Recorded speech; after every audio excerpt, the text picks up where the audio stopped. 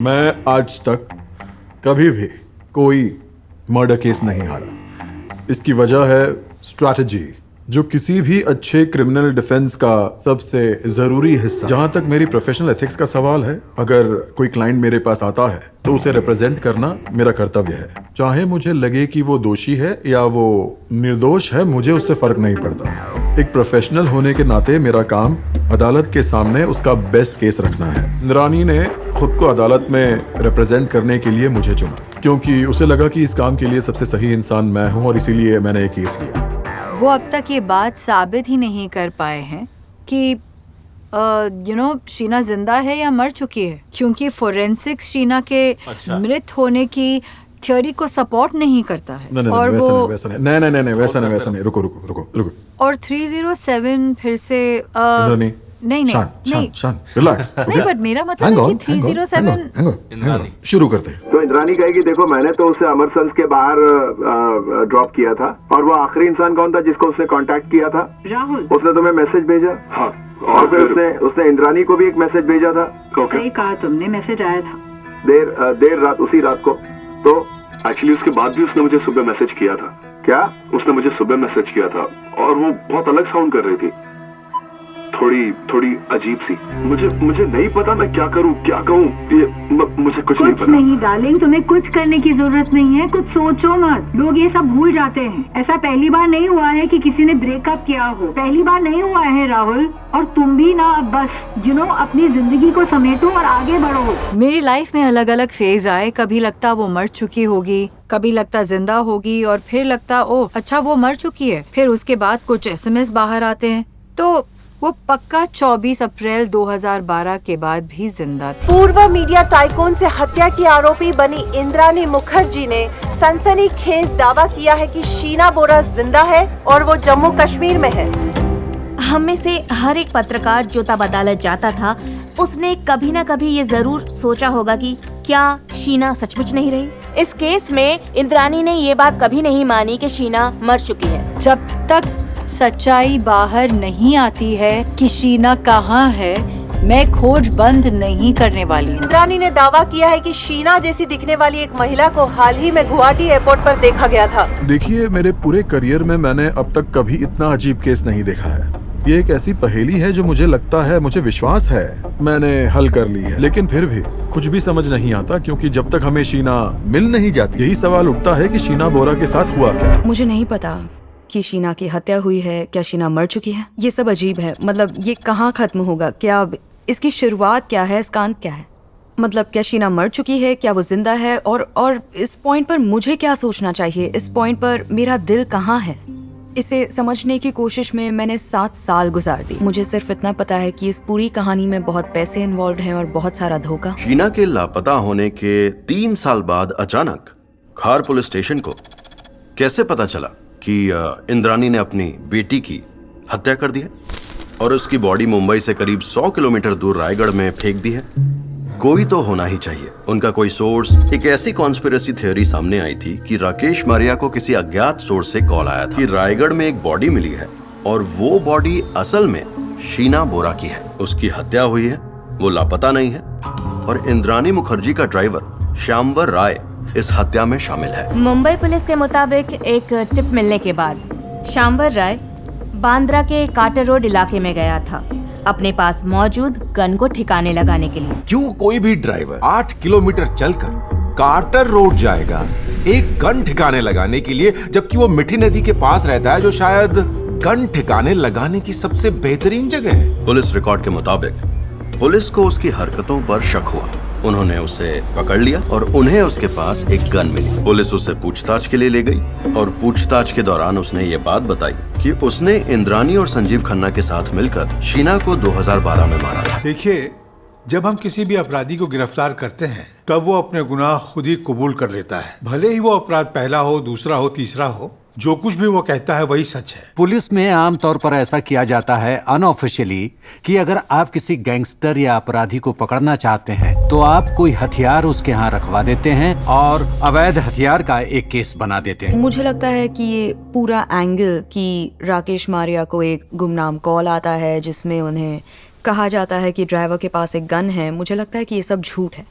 और ये पूरी तरह से बकवास है। मैं होती तो जरूर पूछती कि मेरी मॉम के जेल जाने से किसका फायदा होगा। अब अगर आप उस ड्राइवर का बर्ताव देखें और पुलिस के साथ उसके संबंध देखें तो उसे कभी भी भरोसेमंद गवाह नहीं कहा जा सकता। तो हो सकता है कि पुलिस ने उस पर जोर डाला हो और उसके बाद उन्होंने उसे कोई लालच देने की कोशिश की कि ओके तू मुझे सब कुछ बता दे, हम तुझे छोड़ देंगे। एक सरकारी गवाह भारतीय कानून के मुताबिक वो इंसान है जिसने अपने दोस्तों को धोखा दिया है और इसलिए उसके बयान को तब तक अहमियत नहीं दी जानी चाहिए जब तक उसके उस बयान की पुष्टि नहीं की जाती पुख्ता सबूतों द्वारा, जो अपने आप में मजबूत और पूरी तरह से स्वतंत्र होने चाहिए। अपनी गवाही में श्यामवर राय ने सच्चाई कल्पना से अजीब होती है इस बात को एक नया और बहुत ही बेहुदा किस्म का मतलब दिया। वो एक कहानी सुना रहा था कि कैसे उसे कमरे में बुलाया गया और उसे स्काइप दिखाया गया। इंद्रानी उसके कंप्यूटर स्क्रीन पर आई और फिर उसने कहा मेरी अपनी बेटी के साथ नहीं बन रही, तुम्हें उसे मारना होगा। फिर श्यामवर ने कहा कि मेम साहब ने मुझसे कहा उसे मार डालो। मेम साहब चाहती थी मैं ऐसा करूं तो मैंने कर दिया। और फिर मिखाइल भी है। मैं 9:45 बजे तक घर वापस आ गई थी। तो अमरसन से घर पहुंचने में जितना भी वक्त लगा होगा आधे घंटे से ज्यादा नहीं लगा होगा, क्योंकि मैं घर आई थी, घर पे मेहमान भी था। मिखाइल फ्लाइट से आया था, मैं सिर्फ तुम्हें बता रही हूँ, जो फ्लाइट से उस दिन आया था। ओके। एक वजह जो शीना की हत्या करने की हो सकती है वो है उनकी बिल्कुल बनती नहीं थी। इंद्रानी को बेटी पसंद नहीं थी और मिखाइल के साथ भी इंद्रानी की यही प्रॉब्लम। इंद्रानी ने कहा मुझसे कि 24 तारीख को मैं इंडिया में रहूंगी, आप आ जाओ। वो शाम की फ्लाइट थी, इवनिंग फ्लाइट। करीबन 8:30 बजे मैं मार्लो अपार्टमेंट्स पहुंचा। उस टाइम पर वहाँ कोई नहीं था और उसी वक्त मैंने इंद्रानी को फोन किया। उसने मुझसे कहा कि हम लोग अभी बिजी हैं, थोड़ा टाइम लगेगा, तुम रिलैक्स करो, मैं आ रही हूँ। सुनने में अजीब लगा, फिर भी ठीक है, लेकिन आज मुझे ऐसा लगता है कि शायद उसी वक्त शीना की कथित तौर पर हत्या हुई थी। तो श्यामवर राय के मुताबिक वो बांद्रा की किसी अनजानी गली में चले गए जहां आमतौर पर कोई नहीं होता। संजीव खन्ना भी आगे की सीट पर बैठा था और इंद्रानी शीना के पास पीछे बैठी थी। इंद्रानी ने उसे नशीली दवा दी और दवा ने तुरंत असर किया और वो तब से ही होश खो बैठी।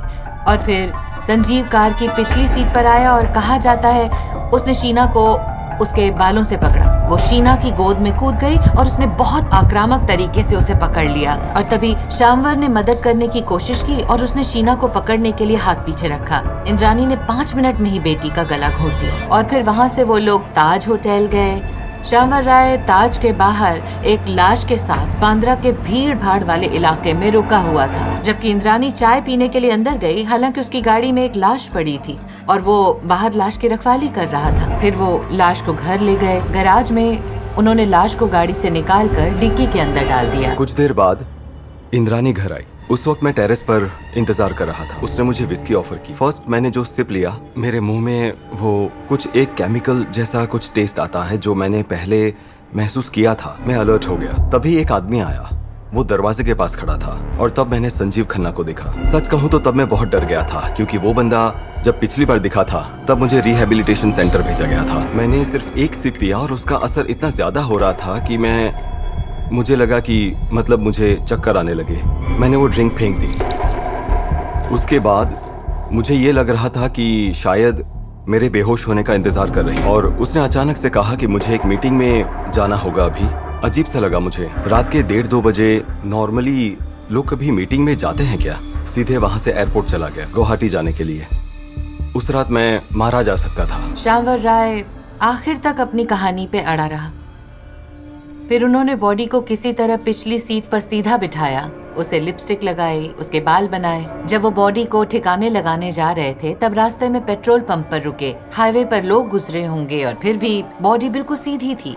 फिर वो ड्राइव करते हुए सीधे पेन तक गए। उन्होंने लाश को गाड़ी से निकाला और उसे एक जंगली इलाके में ले गए। राय ने कहा कि उसने पैर पकड़े और संजीव ने उसका सर। उसने खुद को ऐसा दिखाने की कोशिश की कि वो एक आज्ञाकारी नौकर था। उसने वही किया जो मैडम ने कहा था। तो ये सब जो कुछ भी हुआ प्रोसिक्यूशन के मुताबिक, यानी कि सारा प्लान बनाना और उस प्लान को अंजाम तक पहुंचाने की जिम्मेदारी थी इंद्रानी की। ये अब तक की सबसे बड़ी खबर है। डीएनए नतीजों से पुष्टि हुई है कि पेन जंगल में मिला शव वास्तव में शीना बोरा का ही था। ये पहला ठोस सबूत है। प्रोसिक्यूशन अपने सबसे अहम सबूत को सबके सामने ला रहा था। उन्होंने इंद्रानी से जो डीएनए लिया वो स्पष्ट रूप से शीना के अवशेषों से मिले डीएनए सैंपल से मैच हुआ।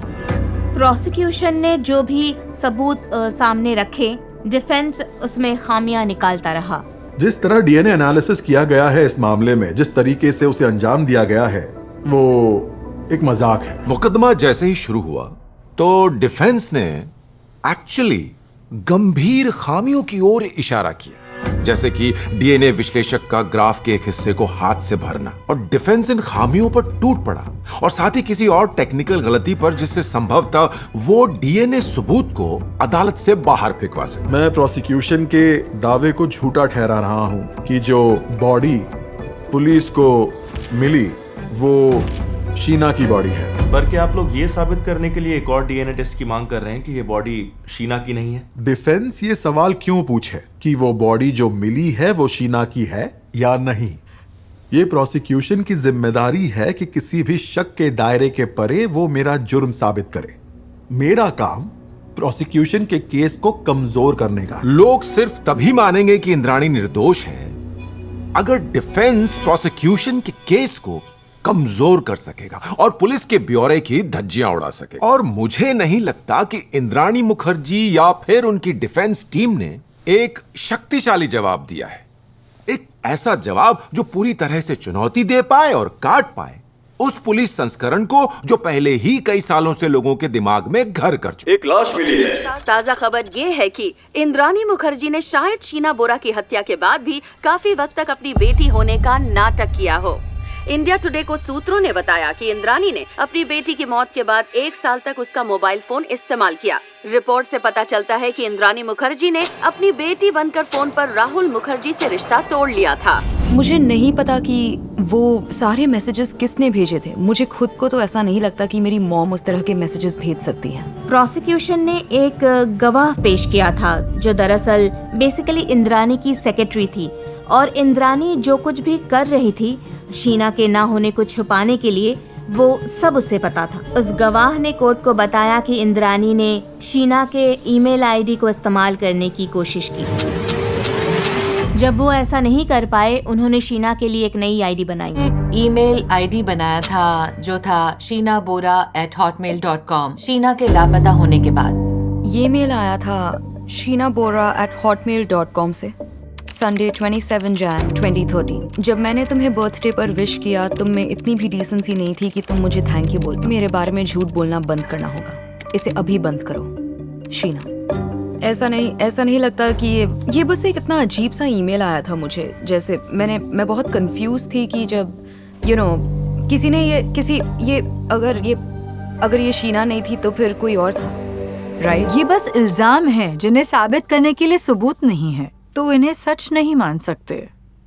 बेशक इनकार कर रही हूँ, मैं इनकार कर रही हूँ। मेरी एक बेटी है जो बिना बताए गायब होने का फैसला करती है और फिर वो मुझसे कोई वास्ता नहीं रखना चाहती, और फिर वही कहानी। तो इस बारे में मैं आखिर क्यों परवाह करूँ? मैं भूल जाइए नई आईडी बनाने के बारे में। मैं दोबारा उसके साथ संबंध रखना ही क्यों चाहूंगी? Call data record Sanjeev Khanna Indrani Mukherjee और ड्राइवर श्यामवर राय के ठिकानों की ओर इशारा करते हैं। ये तीनों, जहां तक सीडीआर का सवाल है, एक ही स्थान की ओर इशारा करते हैं। श्यामवर राय के मुताबिक हत्या के 1 दिन पहले उन्होंने सब तय कर रखा था कि हत्या कैसे होगी और वो लोग लाश कहाँ पे ले जाएं। श्यामवर राय ने पुलिस को बताया कि इंद्राणी पीटर को फोन करती है। इस तरह उन्होंने पीटर को शामिल किया। वो उन 2 जगहों के बारे में बताती है जिन्हें उसने अचानक ही रेकी करते हुए ढूंढ लिया। प्रोसिक्यूशन के मुताबिक पीटर मुखर्जी इस पूरी साजिश का हिस्सा था। वो इसमें पूरी तरह से शामिल था और कदम दर कदम जानता था कि क्या प्लानिंग हो रही थी और क्या किया जा रहा था, और इंद्राणी उसे हर मिनट अपडेट कर रही थी। इंद्राणी के कॉल रिकॉर्ड से जुड़े उस मीडिया रिपोर्ट के बारे में बताइए जिससे पता चला वो 23 को रायगढ़ में थी। आप इस बात से मना नहीं कर रही हैं कि आपने वो जमीन देखी थी? हाँ, 23 को जमीन देखी थी, ऐसा ही हुआ था। ठीक है। जो भी इंद्राणी को जानता है उसे पता है कि उसे एक लत सी है प्रॉपर्टीज खरीदने की।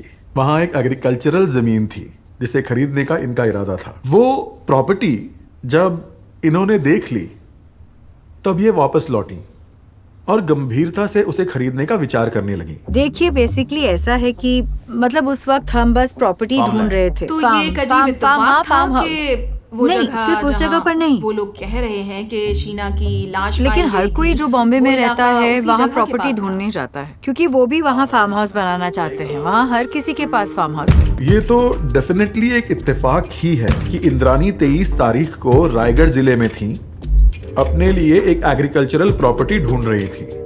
लेकिन हर कोई जो रायगढ़ जाता है, जो फार्म हाउस बनाने के लिए प्रॉपर्टी की तलाश में होता है, जरूरी नहीं है कि वो लाशों को ठिकाने लगाने के लिए ही वहां जाता है। करेक्ट? हमें कुछ ब्रेकिंग न्यूज मिल रही है कि इंद्रानी मुखर्जी अब अपने पति पीटर मुखर्जी से तलाक के लिए अर्जी देंगी। पीटर की भी जो भूमिका है उससे कई सवालों के जवाब नहीं। 2019 में उनका डिवोर्स फाइनलाइज हुआ था। हर कोई कह रहा था कि ओ इंद्रानी ने सबकी जिंदगी मुश्किल कर दी है, वो पीटर के पास जो कुछ है वो सब कुछ छीन रही है।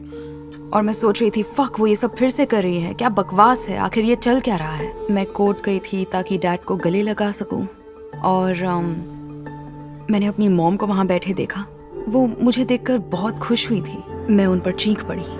मैंने कुछ सोचा नहीं, बस कहा कि आखिर आप ये कर क्या रही हैं, आप ये कैसे कर सकती हैं।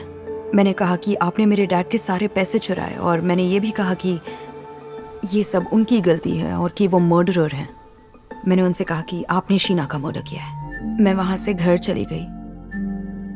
मैंने एक जिन की बोतल ली और मैं अपने कमरे में गई और दरवाज़ा लॉक कर दिया, जबकि वो बस मुझे गले लगाना चाहती थी। मैं बस पीती गई और फिर मैं अपने डैड के बाथरूम में गई और मैंने वहाँ से कुछ 14-15 अलग अलग दवाइयाँ निकाली, अलग अलग रंगों की, और मैं बस एक के बाद एक बस खाती। मुझे याद है जब मेरी आंखें खुली तब मैं हॉस्पिटल में थी। जैसे ही मुझे होश आया, मेरे दिमाग में सिर्फ मेरी मॉम का चेहरा नजर आया और मैं बस रोने लगी, बस रोती रही और मैंने उन्हें मिस किया और मैंने उन्हें मिस करने की खुद को इजाज़त दी। मैं उनके साथ नहीं थी, मुझे उनके साथ होना चाहिए था। लेकिन जैसे ही मेरी मॉम को बेल मिल गई तो मैंने सोचा मैं उनसे प्यार करती हूँ और वो अभी बाहर हैं और मैं उनके साथ रहना चाहती हूँ।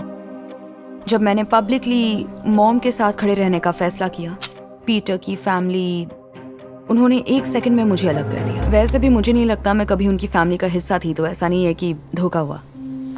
तो अगर मैं सच कहूँ तो कोई एक साइड चुननी हो तो मैं अपनी मॉम को चुनूंगी। उम्मीद है कि वो सच्चाई की साइड हो।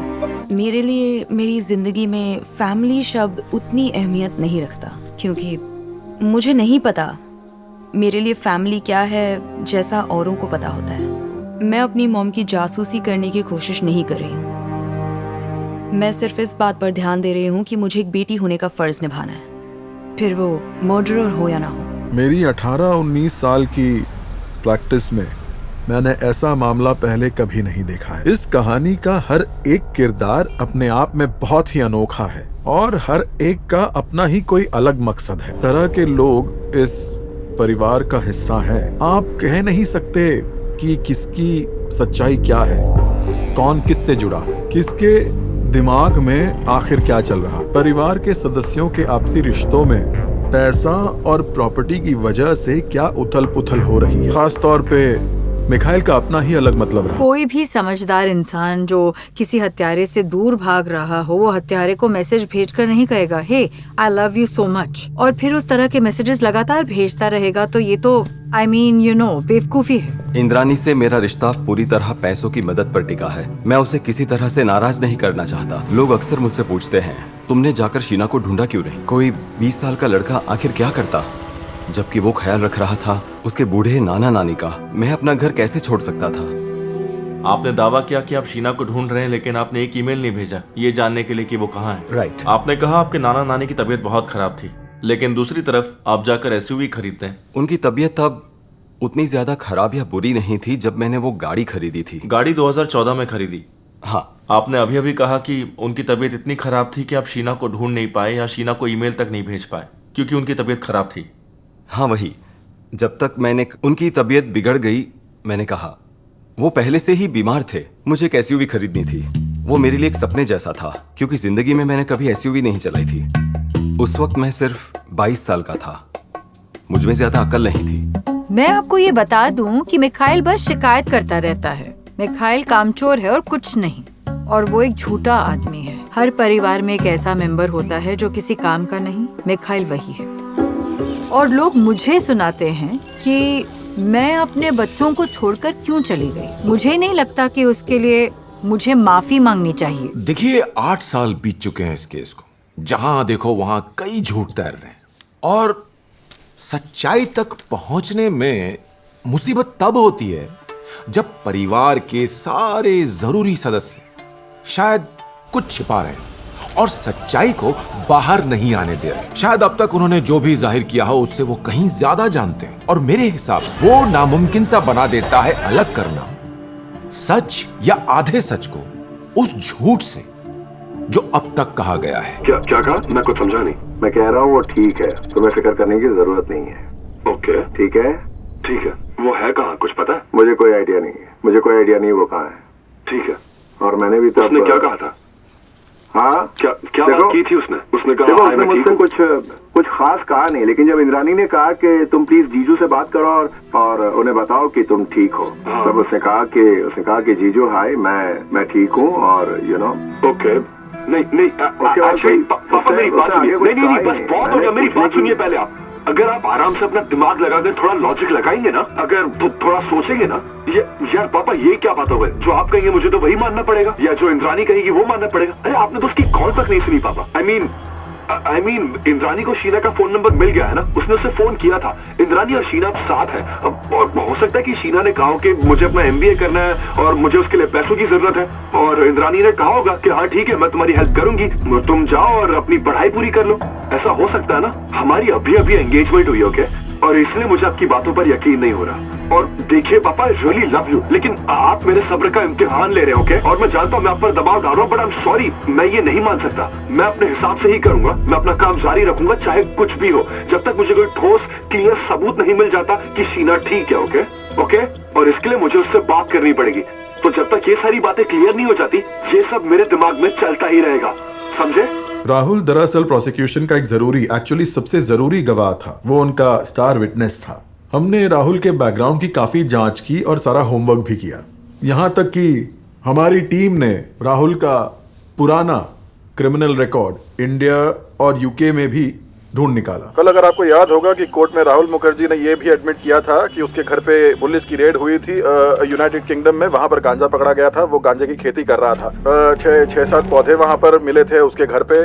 उसके बाद वहां पर ट्रैफिक वायलेशन थे, उसका लाइसेंस भी वहां पर रद्द किया गया था। फिर वो हिंदुस्तान आया। वो अदालत में हमेशा सबके साथ वही करती थी, कैरेक्टर असैसिनेशन। मैं गांजा पीता था, राहुल भी गांजा पीता था। पूरी दुनिया के सामने वो कैरेक्टर असैसिनेशन करती है हर एक इंसान का। सब लोग बचपन में गलतियां करते हैं या बेवकूफियां करते हैं, उसका इस केस से कोई लेना देना नहीं है। सच कहें तो सबसे अहम पल वो था जब राहुल कोर्ट आया और ऐसी बातें बताई जिसका हम सब बेसब्री से इंतजार कर रहे थे। ऐसा बताया गया था कि राहुल एक प्रोफेशनली ट्रेन्ड एक्टर है। अब वही तो असली बात थी। देखिए, नाटकीयता का प्रभाव बहुत बड़ा हो सकता है और ये मीडिया में बड़े पैमाने पर रिपोर्ट किया जा रहा है। जैसे ही उसने बॉक्स में कदम रखा, मुझे पता चल गया कि ये आदमी कोई मामूली गवाह नहीं था और अब हमें बहुत कड़ी मेहनत करनी होगी। हर कोई ये जानना चाहता था कि राहुल आकर क्या कहेगा जब उसे कटघरे में खड़ा किया जाएगा। उसने पूरा मामला समझा दिया। राहुल ने बताया कि वो शीना से कितना प्यार करता है और उसके वापस लौटने का बेसब्री से इंतजार कर रहा है। लेकिन डिफेंस का पूरा प्लान था उस पर हमला करने का और मुझे नहीं लगता उसमें वो सफल हुए, क्योंकि आपके दिल में राहुल के लिए जबरदस्त सहानुभूति की भावना थी। जब वकील सांगले ने उससे कहा कि हम तुम्हारी प्रेम कहानी नहीं जानना चाहते हैं, तो जब उन्होंने ऐसा कहा तो ऐसा लगा कि राहुल को थप्पड़ मार रहे हो। आप महसूस कर सकते थे कि उसे बहुत चोट पहुंची है। जब तक राहुल गवाही देने नहीं आया था, ऐसा लगा नहीं कि कोई भरोसे लायक गवाह है। मुझे ऐसा नहीं लगा कि कहीं भी असली सच नजर आ रहा है। लेकिन जब राहुल स्टैंड पर आया, तब मुझे लगा कि वो जो कह रहा है उसमें बहुत कुछ सच है। वो दरअसल प्रोसिक्यूशन का सबसे मजबूत गवाह बना, क्योंकि वही ऐसा इंसान था जिसने शीना की तलाश की। किसी और ने नहीं ढूंढा, सिर्फ उसने ढूंढा। वो शीना के असली पिता को फोन करके कहता, चलिए ढूंढिए उसे। वो लगातार परेशान कर रहा था सिद्धार्थ दास को, जो शीना के असली पिता हैं। कथित। लिंक टूट गई। इंद्रानी प्लीज, मैं फ्लो में हूँ। ओके? आई थिंक 77 बार या ऐसा कुछ, क्योंकि राहुल दरअसल शीना के साथ रह रहा था और दोनों शादीशुदा नहीं थे, तो उसके पास कोई कानूनी हक नहीं था। इसलिए वो चाहता था जिससे शीना का खून का रिश्ता हो वो कंप्लेंट करे, जिसके लिए वो शीना के असली पिता को मनाने की कोशिश कर रहा था। राहुल ने अपनी लव स्टोरी बयान की, जैसे वो उस लड़की से बेइंतहा प्यार करता था। आप उसके चेहरे से पढ़ सकते थे, यानी जब वो शीना के बारे में अदालत में बात करता, उसका चेहरा बदल जाता, जैसे उसे सब कुछ याद आ रहा हो। ऐसा लगा जैसे वो लड़की हमारे बीच ही थी। उसकी कमी खलने लगी, उसके जाने का दुख सबको महसूस हुआ। उसने अदालत को कई बार याद दिलाया कि हम अदालत में हैं क्योंकि एक लड़की की हत्या हुई थी। जब मुकदमे सालों तक चलते हैं, हम भूल जाते हैं हम वहाँ क्यों हैं, लेकिन उसने शीना को दोबारा जिंदा किया। ऐसा लगा वो ये सब इसलिए कर रहा है क्योंकि उसे शीना के लिए इंसाफ चाहिए। तो जब मैंने मेरे वकील चुने और मैं जब जेल से बाहर आई, मैंने एक व्हाट्सएप ग्रुप बनाया था और उसे नाम दिया जस्टिस फॉर शीना, क्योंकि उस पॉइंट पर जब मैं जेल से बाहर निकली थी, मुझे यकीन था कि शीना शायद जिंदा नहीं है। अब मैं इसे बदलने वाली हूँ और मैंने ये सीरियसली डिसाइड किया कि इसे बदल कर रखना चाहिए जस्टिस फॉर इंद्रानी, क्योंकि मुझे इंसाफ मिलना चाहिए। मैंने जेल में 6.5 साल बिताए हैं एक ऐसी लड़की के लिए जो शायद अब भी जिंदा है। ओके, तो अब इस मुकाम पर मुझे ऐसा लगता है कि मुझे सच में मेरे लिए, अपने लिए इंसाफ पाना बहुत बहुत जरूरी है। क्योंकि पता है, मैंने सिर्फ अदालत में ये मुकदमा नहीं लड़ा है, मैंने ये मुकदमा पूरे मीडिया के सामने लड़ा है। मीडिया ने फैसला किया, सबने ये फैसला किया कि मैं दोषी हूँ। मुझे बुरा भला कहा गया, मुझसे कहा गया कि मैं एक बुरी माँ हूँ। मुझे लगता है कि मैं एक अच्छी माँ हूँ। शायद मैं एक परफेक्ट माँ नहीं बन पाई हूँ, लेकिन मुझे लगता है मैं एक अच्छी माँ हूँ। मुझे विधि से बहुत प्यार है, सच में। मैं मिखाइल से बहुत नाराज हूँ उसके बर्ताव के लिए और उसने जो झूठ फैलाए उसके लिए भी। पीटर की वजह से मुझे बहुत बहुत ज्यादा चोट पहुंची। वो झूठ पे झूठ पे झूठ कहता गया और इसलिए मैं उससे इतनी नाराज हूँ, क्योंकि उसके झूठ बोलने से मैं और मुसीबत में फंसती गई। मुझे लगता है मेरी कोई फैमिली नहीं, मुझे लगता है मेरी फैमिली ने मुझे निराश किया है बहुत बहुत बहुत बुरी तरह से। और मुझे अपनी जिंदगी का सबसे बड़ा धोखा दिया है मेरी पहली औलाद शीना ने। मुझे सचमुच ऐसा लगता है कि शीना सबसे बेस्ट बन सकती थी और मुझे लगता है कि वो मेहनती थी, सबसे प्यार करती थी, उसका दिल बहुत साफ था। पर अब था नहीं कहना चाहिए, अब कहना चाहिए कि है, क्योंकि अगर वो जिंदा है तो मैंने जो भी कहा है सब वापस लेती, क्योंकि फिर मुझे लगता है कि वो बहुत ही चालाक और शातिर लड़की है। कोई इंसान जाने का फैसला करता है और वो भी 25 साल की उम्र में। जब मैंने अपना घर छोड़ा, क्या मेरे माँ बाप मुझे ढूंढने आए थे? नहीं आए थे ना, तो उसकी तो कोई बात ही नहीं कर रहा है। क्यों नहीं? मुझे अब किसी को भी कोई जवाब देने की जरूरत नहीं। मुझे लगता है मैं अब अकेली हूँ और मैं जैसी भी हूँ वैसी ही बहुत खुश हूँ, क्योंकि मुझे लगता है कि मेरी जिंदगी पर मेरा ज्यादा कंट्रोल है और इमोशंस पर भी। और अब मुझे ऐसा लगता है कि मैं दूसरों से बहुत दूर हो चुकी हूँ। मुझे पीटर मुखर्जी की पत्नी होने का नाटक करने की कोई जरूरत नहीं है, या ऐसा भी नहीं है कि मुझे विधि बड़ी हो चुकी है। मिखाइल अपनी जिंदगी जी रहा है, शीना कश्मीर में कहीं छिपी हुई है या जहाँ भी है। तो अब यहाँ सिर्फ मैं हूँ, मैं अपने लिए जी सकती हूँ और मैं हंस सकती हूँ, रो सकती हूँ, मैं जो चाहूँ वो कर सकती हूँ, मैं जो भी चाहूँ वो कह सकती हूँ और मुझे बहुत अच्छा लग रहा है, मुझे आजाद महसूस हो रहा है सच में। जब आप इंद्रानी मुखर्जी जैसे केस की जांच करते हैं तो मैं अभी ये नहीं कहूँगी कि मुझे यकीन है कि उसने गुनाह नहीं किया। मैं सच में ऐसा नहीं कह सकती, ये मेरे लिए बहुत कॉम्प्लिकेटेड केस है। लेकिन मैं ये हमेशा सोचती हूँ, ये इंसान जिसने ये सब कुछ हासिल किया है बिल्कुल जीरो से, उसने इस तरह की लाइफ जीने के लिए बहुत मेहनत की। क्या इतनी मेहनत से बनाई जिंदगी की हिफाजत करने का डर किसी से एक इंसान की बेरहमी से हत्या करवा सकता है? लेकिन जब हम लोग पढ़ते हैं हैवानों के बारे में, जब हम लोग पढ़ते हैं साइकोपैथ्स के बारे में, जब आप कुछ सफल लोगों के बारे में पढ़ते हैं जो कभी कभी बॉर्डरलाइन साइकोपैथ्स होते हैं, तो लगता है शायद ऐसा मुमकिन है। इंद्राणी मुखर्जी कभी शीना बोरा से बच नहीं सकती है। वो अपनी पूरी जिंदगी शीना से कभी छुटकारा नहीं पा सकती और शीना बोरा हमेशा इंद्राणी मुखर्जी के साथ ही रहेगी। और ये ख्याल भी कि शायद उसी ने शीना बोरा की हत्या की थी जो उसकी बेटी थी। क्या आपने अपनी बेटी की हत्या की? ये कैसा बेतुका सवाल है।